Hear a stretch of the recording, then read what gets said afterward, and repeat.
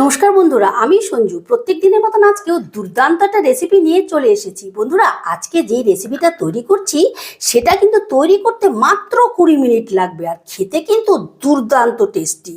তাই তোমাদের কাছে অনুরোধ, তোমরা যেন পুরো ভিডিওটা দেখো। বড় থেকে ছোট প্রত্যেকে কিন্তু আঙুল চেটে খাবে। আজকে রেসিপি পনির মালাইকারি। তো দেখো, পনির মালাইকারি করার জন্য এখানে আমি 400 গ্রাম আমুলের পনির নিয়েছি। তবে তোমরা যে কোনো কোম্পানির পনির নিতে পারো। এবার পনিরটাকে আমি ছোট ছোট টুকরো করে কেটে নিচ্ছি। এই দেখো, এই রকম ছোট ছোট টুকরো করে আমি কেটে নিচ্ছি। বাট তোমরা ছোট বড় যেরকম পছন্দ সেই মতো কেটে নিতে পারো। এবারে আমি সমস্ত পনিরগুলোকে ঠিক এই রকম ছোট ছোট করে কেটে নেব।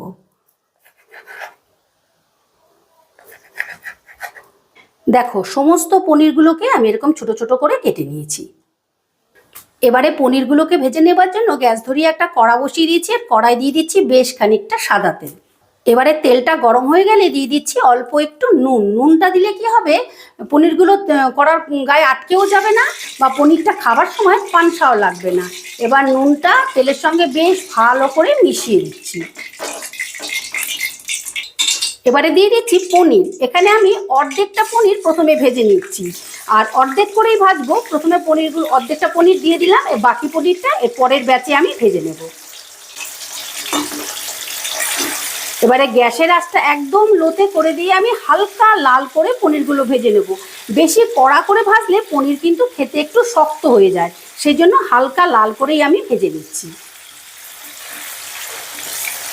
পনিরটা ভাজা হতে হতে এদিকে আমি একটা মশলা রেডি করে নেব। তাই জন্য দেখো, এখানে আমি 4 চামচের 2 চামচ পোস্ত নিয়েছি, 2 চামচ চারমগজ নিয়েছি, আর এই ছোট বাটিটার 1 বাটি কাজু নিয়েছি, আর 2 করে মতন আদা, 4টে কাঁচা লঙ্কা, আর মাঝারি সাইজের 2টো টমেটোকে রাফলি কেটে নিয়েছি।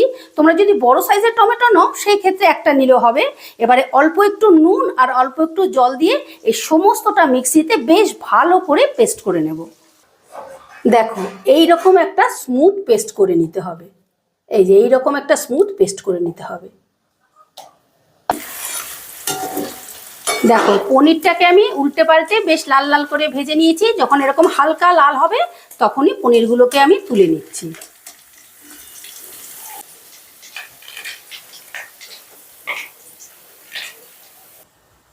আর একই প্রসেসে আমি বাকি পনিরগুলোকেও ভেজে নিচ্ছি।